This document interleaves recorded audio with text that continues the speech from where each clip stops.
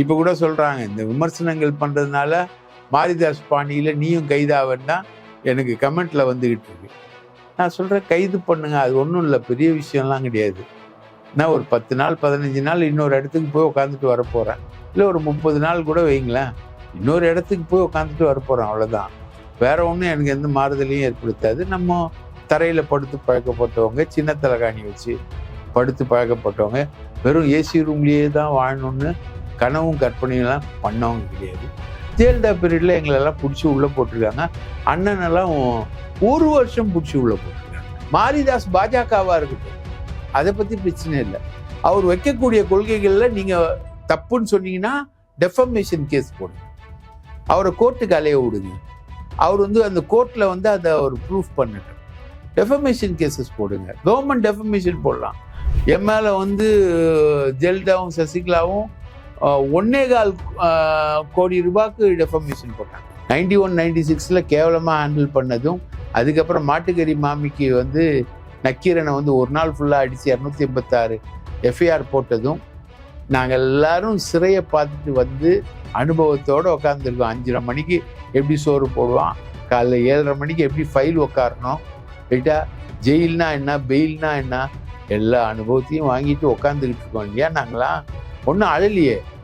என் வாழ்க்கையில் தியாகம் பண்ணிட்டேன், 200 நாட்கள் சிறையில் இருந்துட்டேன், 300 நாட்கள் சிறையில் இருந்துட்டேன் அப்படிலாம் சொல்லலையே. நாங்கள் சிறையை பார்த்துருக்கிறோம், அனுபவிச்சிருக்கோம். அரண்சை நண்பர்களுக்கு வணக்கம். அரண்சை ஊடகம் சுயேட்சையாக இயங்குவதற்காகவே உருவாக்கப்பட்டது. நாம் செய்கிற வேலை உண்மையிலேயே மக்களுக்காக செய்கிறோம் என்பதை நீங்கள் நம்பினால், வாய்ப்பு இருந்தால் இந்த ரேசர் பே QR கோடுக்குள்ளே நீங்கள் அதை ஸ்கேன் பண்ணி எங்களுக்கு உங்களால் இயன்றதை, விருப்பம் இருந்தால் ஆதரவு தெரிவிக்கலாம். வணக்கம், இது அரண்சை, நான் ஹசீஃப். இன்று நம்மோடு மூத்த பத்திரிகையாளர் தாமோதரன் பிரகாஷ் இணைந்திருக்கின்றார். அவரை வரவேற்போம். வணக்கம். வணக்கம் மூத்த பத்திரிகையாளர் தோழர் ஹசீஃப் அவர்களே வணக்கம். யூடியூபர் மாரிதாஸ் கைது செய்யப்பட்டிருக்கிறார். எதற்காக கைது நடவடிக்கை அப்படின்னு பார்த்தீங்கன்னா, அவருடைய சமூக வலைதளங்களில் பதிவிட்ட வீடியோ, அந்த வீடியோக்குள்ள அவர் AI இமேஜஸ்லாம் பயன்படுத்தி இருக்கிறாராம் அப்படின்னு சொல்லப்படுது. இன்னும் சரியான விவரங்கள் தெரியல, நமக்கு கிடைக்கக்கூடிய தகவல். ஆனால் நம்ம பார்த்துக்கிட்டு இருக்கக்கூடிய விஷயம் என்ன அப்படின்னு பார்த்தீங்கன்னா, மாரிதாஸ் அவர்கள் கடுமையாக விமர்சனங்களை முன்வைக்கிறார். யாருக்கு எதிராக? விஜய் அவர்கள் மற்றும் இந்த தாவேகா அரசில் இருக்கக்கூடிய அமைச்சர்கள், இவர்களுடைய குறைகளை சுட்டி காட்டுகிறார். விமர்சனமாக பல வீடியோக்களை பதிவிட்டு வர்றாரு. ஸோ அதன் அடிப்படையில் தான் இந்த கைது நடவடிக்கை அப்படின்றது மேற்கொள்ளப்பட்டிருக்கிறது. அதாவது மாரிதாஸ் தாவேகா அரசின் மீது வைத்திருக்கக்கூடிய விமர்சனம் காரணமாக அவர் கைது செய்யப்பட்டிருக்கிறார் அப்படின்றத நம்மளால பார்க்க முடியுது. இதற்கு முன்னர் பொன்ராஜ் அவர்களுக்கு எதிராக வழக்கு பதிவு செய்யப்பட்டது. தாவேகா ஆட்சி பொறுப்பு ஏற்பதற்கு முன்னாடி ஒரு 2 நாளைக்கு முன்னாடி கிட்டத்தட்ட ஒரு 20க்கும் மேற்பட்ட ட்விட்டர் மற்றும் சமூக வலைதள கணக்குகளை முடக்கணும் அப்படின்ற ஒரு கோரிக்கை காவல்துறை தரப்புல ட்விட்டர் நிறுவனத்துக்கு முன்வைக்கப்பட்டது. இந்த மாதிரி லைனா நம்ம சொல்லிக்கிட்டே போகலாம். விடுதலை ராஜேந்திரன் அவர்களுடைய அந்த போஸ்ட் நீக்கப்பட்டது. திருப்பரங்குன்றம் தொடர்பாக ஒரு பத்திரிகையாளர் தயாரித்த ஆவணப்படம், அதை புதுக்கோட்டை மாவட்டத்தில் ஒரு பகுதியில் திரையிடுவதற்கு தடை விதிக்கப்பட்டது. இப்படியாக கருத்து சுதந்திரத்தை ஒடுக்கக்கூடிய வகையில ஒரு 20 நாள்ல இவ்வளவு நடவடிக்கை, இவ்வளவு பெரிய லிஸ்ட்டை போடக்கூடிய வகையில நடவடிக்கை அப்படின்றது மேற்கொள்ளப்பட்டு வருது. அதே நேரத்துல சமீபத்தில் கலைஞர் கருணாநிதி அவர்களினுடைய பிறந்த தினம் திமுகவால் மிக சிறப்பாக கொண்டாடப்பட்ட அந்த தினத்துல கருணாநிதி அவர்கள் விஜய் அவர்களுடைய காலில் விழக்கூடிய வகையில் ஒரு AI-ஆல் உருவாக்கப்பட்ட ஒரு படம். இதை ரொம்ப சாதாரணமா விஜய் கட்சியை சேர்ந்தவர்கள், தாவேகாவை சேர்ந்தவர்கள், டிஜிட்டல் வாரியர்னு சொல்றாங்களா, அவங்க எல்லாருமே பரப்பிக்கிட்டு இருக்கிறத நம்மளால பார்க்க முடிச்சது. இன்னும் கேவலமான பல படங்கள் பரப்பப்பட்டு வந்தது. பட் அங்க எந்த நடவடிக்கையுமே இல்லை. இங்க பாத்தீங்கன்னா நம்ம இந்த லிஸ்ட் போடுறோம், ஒரு பெரிய லிஸ்ட், இவ்வளவு நடவடிக்கை. கருத்து சுதந்திரம் ஒடுக்கப்படுகிறதா? மாரிதாஸ் மேல எனக்கு நல்ல ஒப்பீனியனே கிடையாது, சரிங்களா. முழுக்க அப்பட்டமான சங்கி, பிஜேபி ஆதரவு நிலை உள்ளவர், ரைட்டுங்களா. அவர் நல்லதாக பார்க்கறதும் கெட்டதாக பார்க்கறதும் பிஜேபி ஆதரவு என்ற மஞ்சள் கண்ணாடியை போட்டு தான் பார்ப்பார் அவர். ஒரு காலத்தில் அண்ணாமலை ப்ரைஸ் பண்ணார், அதுக்கப்புறம் அண்ணாமலையை ஏடாகூடமாக பேசினார். அது மாதிரி அவருடைய நிலை எல்லா பொசிஷனுக்கும் ஏற்ற மாதிரி மாறும் அப்படின்றது ஒரு முக்கியமான விஷயம். இப்போ நீங்கள் சொன்னீங்க, அந்த பெண்கள் புகார் சம்மந்தமாக சொன்னீங்க. இன்றைக்கி பாலபாரதின்னு ஒரு அம்மா, சிபிஎம் உடைய முன்னாள் எம்எல்ஏ, பெண்கள் உரிமைக்காக பெரிய அளவுக்கு குரல் கொடுக்கக்கூடிய ஒரு அம்மா, அவங்க ஒரு பதிவு போட்டிருந்தாங்க ஃபேஸ்புக்கில். அதாவது ஸ்ரீவைகுண்டம் பக்கத்தில் ஒரு பொண்ணை வந்து கூட்டிகிட்டு போயிட்டு ஒரு லாட்ஜில் 3 பேர், இது புகார், எலெக்ஷன் டைமில் புகார். போலீஸ் தேடும்போது அவங்கள வந்து ஒரு படம் வந்து காப்பாற்றுது. பாதிக்கப்பட்டது இல்லையா, அந்த பொண்ணு தாவேக்கா பொண்ணு, அதை மட்டும் கட்சியை விட்டு நிற்கிறாங்க. அந்த ஸ்பாட்டில் போய் குற்றம் பண்ண ஒரு 3-4 பேர், அவங்க மேலேயும் எந்த நடவடிக்கையும் இல்லை. இதை அவங்க சுட்டி காட்டியிருக்காங்க. அவங்க சுட்டி காட்டுறாங்க. இப்போ பெண் உரிமைக்காக போராடுறவங்கெல்லாம் எங்கேன்னு கேட்குறாங்க அந்த அம்மா, ரைட்டுங்களா? நிறைய பேர் சுற்றுறாங்க இல்லையா பெண் உரிமைகளுக்காக போராடுறவங்க, அவங்கெல்லாம் எங்கேன்னு கேட்குறாங்க. ஸோ இதுதான் கீர்த்தனா பற்றி இவர் எழுதின ஒரு விஷயம் வந்து ரொம்ப மோசமாக இருந்தது. இந்த கமெண்ட்ஸ்லாம் ரொம்ப மோசமாக இருந்தது, அதனால தான் வந்து கைது பண்ணுறோம் அப்படின்றது தான் போலீஸோட ஒரு வேர்ஷன். கீர்த்தனான்றவங்க வந்து ரீல்ஸ் போட்டுக்கிட்டு இருந்த ஒரு ஆள், ரைட்டுங்களா? அவங்க வந்து ஏதோ ஒரு வகையில் வந்து மந்திரி ஆயிடுறாங்க. மந்திரி ஆனப்புறம் பெண்களுக்கு பாதுகாப்பு இல்லையா அப்படின்னு கேட்கும்போது சிரிக்கிறாங்க. அதுவே வந்து சமூக வலைதளங்களில் விமர்சனத்துக்குள்ள. கோவையில் அந்த 10 வயது சிறுமி படுகொலை செய்யப்பட்டது தொடர்பாக கேள்வி எழுப்பும் பொழுது அவர்கள் சரியா பதில் சொல்ல சிரிச்சாங்க, லைட்டாக சிரிச்சாங்க. அதுவே வந்து கடுப்பாக இருந்தது, நமக்கே பார்க்குறது கடுப்பாக இருந்தது. அதுக்கப்புறம் வந்து அவங்க கூட யாரோ நெருக்கமாக இருக்காரு, போறாரு வராரு அப்படின்றதுனால அதை பற்றி எழுதுனது தான் மாரிதாஸ் செஞ்ச தப்புன்னு சொல்கிறாங்க. அதில் நமக்கு அந்த கருத்துக்குள்ளே நம்மளும் போக விரும்பலை. அது அவங்களுடைய தனிப்பட்ட உரிமை. அதை எப்படி அதை டிஸ்கிரைப் பண்ணோன்றது ஒரு விஷயம்னு வச்சுக்கோங்களேன். அப்போது இதுக்கு நீங்கள் நடவடிக்கை எடுக்கிறீங்கன்னா, ஒரு பொண்ணை எடுத்துன்னு போயிட்டு கொடுமை பண்ணி எல்லாத்தையும் பண்ணா, அதுவும் தாவேக்கா பொண்ணு, அந்த பொண்ணை கொடுமை பண்ணவங்க அவங்க மேலே என்ன நடவடிக்கை எடுத்தீங்க? அப்போது உங்களுடைய பெண்களுக்கு எதிரான வன்முறைக்கு எதிராக வழக்கு தொடுக்கிறது, கைது பண்ணுறது எல்லாம் வந்து வெறும் பத்திரிகையாளர்கள் மத்தியில் மட்டுமே தான் நடக்குமா? ரைட்டா? இது வந்து வேற யார் மேலேயும் நடக்காதா? திருச்சி சூர்யாவாக இருந்தாலும் சரி, நம்ம மாரிதாஸ் இருந்தாலும் சரி, எல்லாருக்குமே இதே தான் ஆங்கிளா?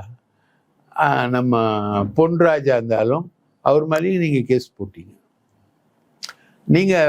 நீங்கள் ரொம்ப ஒஸ்டா பேசினதா ஒரு ஆங்கிள்லேருந்து அதை விமர்சனம் பண்ணார், அவ்வளோதான். அவர் மேலேயும் கேஸ் போட்டீங்க. பொன்ராஜா இருக்கட்டும், திருச்சி சூர்யாவாக இருக்கட்டும், மாரிதாஸ் ஆகட்டும், இவங்க எல்லாரையுமே நீங்கள் அட்டாக் பண்ணிக்கிட்டே வரீங்க. ஒரு 20 நாளைக்குள்ள நீங்கள் உங்கள் ஆட்சியில் நடந்த இன்சிடென்ட்ஸ் மாதிரி இன்சிடென்ட்ஸே கிடையாது, அவ்வளோ இன்சிடென்ட் நடக்குது. அப்போ அதை பற்றி பேசாமல் இருப்பாங்களா யாராவது? கேட்டுங்களா? இந்த பொண்ணு கீர்த்தனா மேலே ஏற்கனவே பல்வேறு விமர்சனங்கள் இருக்குது. ஆந்திராவுக்கு வந்து முதலீடுகள் போகுது, பக்கத்து மாநிலங்களுக்கு முதலீடுகள் வந்து போகுது அப்படின்ற விமர்சனத்தை முன்வைக்கிறாங்க. இப்போ அவங்களையும் கைது பண்ணுவீங்களா? பெண் அமைச்சர் மீது விமர்சனம் பண்ணுறாங்க, அவங்கள கைது பண்ணுறோம் நாங்கள் அப்படின்னு கைது பண்ணுவீங்களா? அது எப்படி நீங்க கைது பண்ண முடியும்? தமிழகம் அமைச்சர் பொறுப்போடு செயல்பட வேண்டும். வர வேண்டிய இன்வெஸ்ட்மெண்ட்லாம் வந்து வெளிமாநிலத்துக்கு போகுது அப்படின்னும் போது அந்த அப்படியாக ஒரு கருத்து வைப்பவர்கள் மீதும் நடவடிக்கை எடுக்கப்படுமான்றதுதான் கேள்வி. அப்பனா அளவுகோல் ஒரே மாதிரி தானே இருக்கணும். உங்க அளவுகோல் வந்து டிஃபர் ஆகுது இல்லை. அப்போ நீங்க என்ன முடிவு எடுக்கிறீங்க? ஏடாகூடமான ஒரு முடிவை எடுத்துக்கிட்டு இருக்கீங்க. பெண்களுக்கு 2,500 ரூபாய் எக்ஸ்பெக்ட் பண்ணாங்க, கொடுக்கல. வேலையற்றவங்க 4,000 ரூபாய் எக்ஸ்பெக்ட் பண்ணாங்க, கொடுக்கல. முதியோர்கள் 60 வயதுக்கு மேலே 3,500 ரூபாய் எக்ஸ்பெக்ட் பண்ணாங்க, இன்னைக்கு வரைக்கும் கொடுக்கல.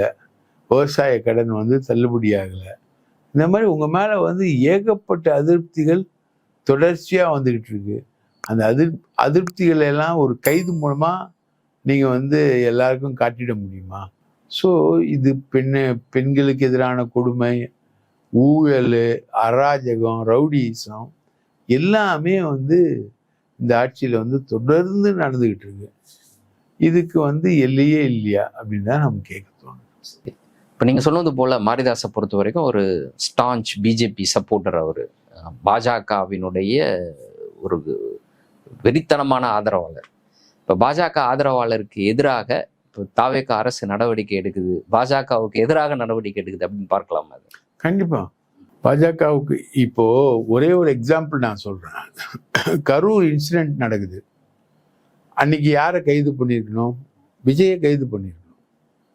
அன்னைக்கு விஜயை கைது பண்ணலை. ஏன்? ராகுல் காந்தி விஜய் கிட்ட பேசிட்டாரு. அப்போ இவரு சொல்றாரு, எந்த கட்சி தலைவராவது தனது தொண்டர்கள் சாகனம் என்பதை விரும்புவார்களா? ஸ்டாலின் அவங்களுடைய பேட்டி அது. அப்போ அது காரணம் ராகுலுடைய விஷயம்னு வச்சுக்கோங்களேன். இந்த மாதிரி ஒரு எண்டுக்கு போறது இருக்கு இல்லையா? ஒரு விஷயம் என்பது ஒரு எண்டுக்கு கொண்டு போய் திணிச்சு அது ஒண்ணும் இல்லாம ஆக்குற வேலையை தான் இவங்க செஞ்சுக்கிட்டே இருக்காங்க. அது மிக மிக தவறான ஒரு உதாரணம். மிக தவறான வழியில தான் இந்த ஆட்சியை கொண்டு செலுத்தும். ஒரு பத்திரிகையாளராக இதுக்கு முன்னாடி நீங்க பல கருத்து சுதந்திர ஒடுக்குமுறைகள் எல்லாம் சந்திச்சுட்டு தான் வந்திருக்கிறீங்கன்னு வச்சுக்கோங்க. இப்போ ஜெயலலிதா அவருடைய ஆட்சி காலத்துல நடக்காத ஒரு விஷயம் கிடையாது. இப்போ நீங்க ஒப்பிட்டு பார்க்கும்போது ஒரு அரசு அமைந்த உடனேயே இவ்வளவு வேகமாக இந்த விஷயங்களை செஞ்சிருக்காங்களா? ஜெயலலிதா அவர்களே கூட செஞ்சிருக்காங்களா? ஒரு 20 நாள்ல நம்ம குறிப்பிட்டோம் பார்த்தீங்களா, ஒவ்வொரு விஷயமா. இன்னைக்கு கடைசியா மாரிதாசர் கைது வரைக்கும் இவ்வளவு வேகமா அது நடந்திருக்கா? இப்படி நடக்குது அப்படின்னா இது எதை உணர்த்ததுன்னு நீங்க நினைக்கிறீங்க? அவங்க ரொம்ப ஒரு மாதிரி நாங்க சரியாதான் நடக்கிறோம், எங்க மேல இவ்வளவு குற்றச்சாட்டை வைக்கிறாங்களா, அந்த மாதிரியான ஒரு எண்ணத்துல இருக்கிறாங்களா? சகிப்புத்தன்மை இவங்களுக்கு கொஞ்சம் கொஞ்சமா குறைஞ்சிக்கிட்டு வருது. பொன்ராஜ் மேல கேஸ் போட்டாங்க, கைது பண்ணல. ஆனா மாரிதாசை கைது பண்றாங்க. ஸ்ட்ரெயிட்டா போய் கைது பண்றாங்க, படை அனுப்புறாங்க, கைது பண்றாங்க. அப்போ உங்களுக்கு சகிப்புத்தன்மை டோட்டலா குறைஞ்சிக்கிட்டு இருக்கு. திருச்சி சிவாவையும் அந்த மாதிரிதான் இது பண்றாங்க. முக்தாரை அவரு ஓடி ஒளிகிறாரு, அவர் தலைமறை குற்றவாளி மாதிரி தேடுறாங்க. இது இவங்களுடைய சகிப்புத்தன்மை குறைவு. ஆனா ஒரு பழமொழி இருக்கு, அது நக்சல் பகுதிகளில் தான் பேசப்படும் அந்த பழமொழி. அது ஒரு நாயை சுட்டு கொள்ள வேண்டும் என்றாலும் அதற்கான காரணத்தை இந்த அரசு வைத்திருக்கும்.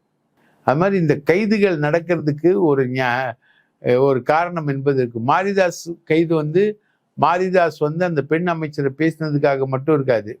மாரிதாஸ் ஆதவ் விஷயத்த பேசுறாரு. மாரிதாஸ் பத்தி பேசுறாரு, ஜான் பிரிட்டோ பத்தி பேசுறாரு, இன்னபிஷியன்சி பத்தி பேசுறாரு. நீங்க 1.5 மணி நேரத்துல 436 தீர்மானம் எப்படி நிறைவேற்ற முடியும்ன்றதை பத்தி பேசுறாரு. கேபினெட்டை பத்தி பேசுறாரு. பயங்கரமா விமர்சனம் பண்றாரு. டோட்டலா உங்களை விமர்சனம் பண்றாரு. அப்போ உங்களால சகிச்சுக்க முடியல அப்படின்றதா இருக்கு. இது கரெக்டா ஜெயலலிதா பீரியட்ல 91-96ல இதை நாங்க பார்த்தோம். ரைட்டுங்களா? அப்போ நான் உட்பட இப்ப கூட சொல்றாங்க, இந்த விமர்சனங்கள் பண்றதுனால மாரிதாஸ் பாணியில நீயும் கைதாவன்னா எனக்கு கமெண்ட்ல வந்துகிட்டு இருக்கு. நான் சொல்றேன், கைது பண்ணுங்க, அது ஒன்றும் இல்லை, பெரிய விஷயம்லாம் கிடையாது. நான் ஒரு 10 நாள் 15 நாள் இன்னொரு இடத்துக்கு போய் உட்காந்துட்டு வரப்போறேன். இல்லை ஒரு 30 நாள் கூட வைங்களேன், இன்னொரு இடத்துக்கு போய் உட்காந்துட்டு வரப்போறேன், அவ்வளோதான். வேற ஒன்றும் எனக்கு எந்த மாறுதலையும் ஏற்படுத்தாது. நம்ம தரையில படுத்து பழக்கப்பட்டவங்க, சின்ன தலைகாணி வச்சு படுத்து பழக்கப்பட்டவங்க, வெறும் ஏசி ரூம்லேயே தான் வாழணும்னு கனவும் கற்பனையெல்லாம் பண்ணவங்க கிடையாது. ஜெயலலிதா பீரியட்ல எங்களெல்லாம் பிடிச்சி உள்ள போட்டிருக்காங்க. அண்ணனெல்லாம் 1 வருஷம் பிடிச்சி உள்ள போட்டிருக்காங்க.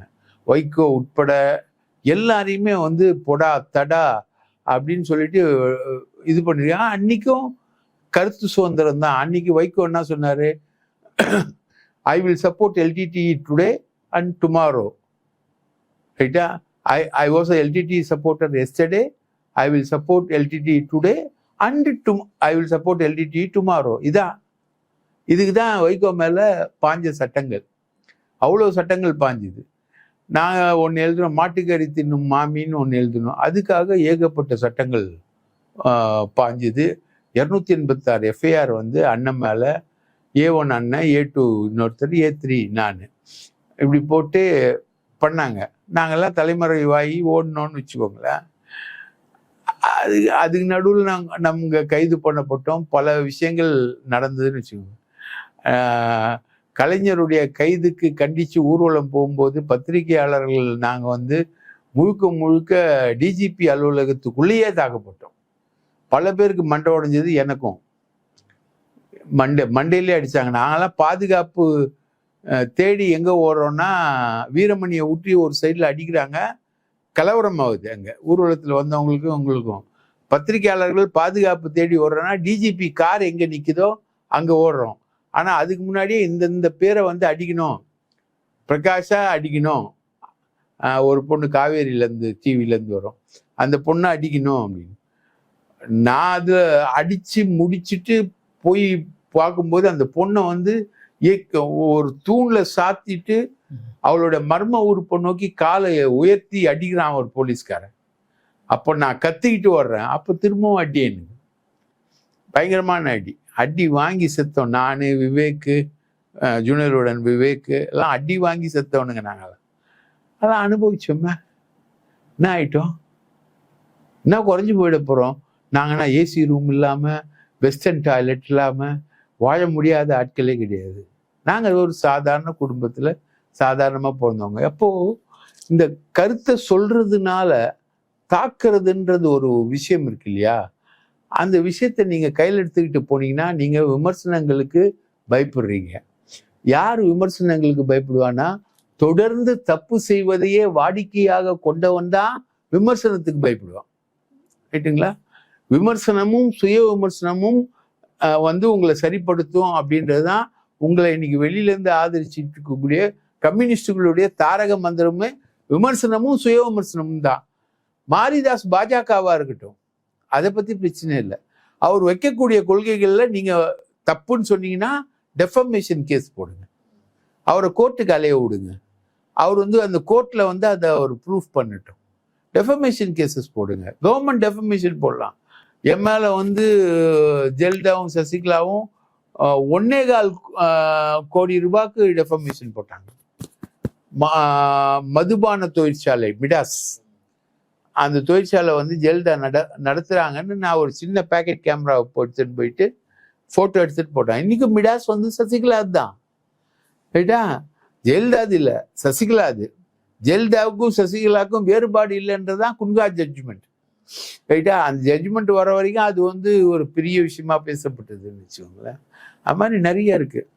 அது மாதிரி இப்போ சந்திரலேகா ஆசிடு வீசுறது, அது வந்து என்னன்னா, சந்திரலேகா வந்து ஒரு ஷேரை வந்து கொடுக்கல, ஸ்பிக்கி ஷேரை கொடுக்கல, அதுக்காக ஆசிட் வீசினாங்க அந்த அம்மா மேலே.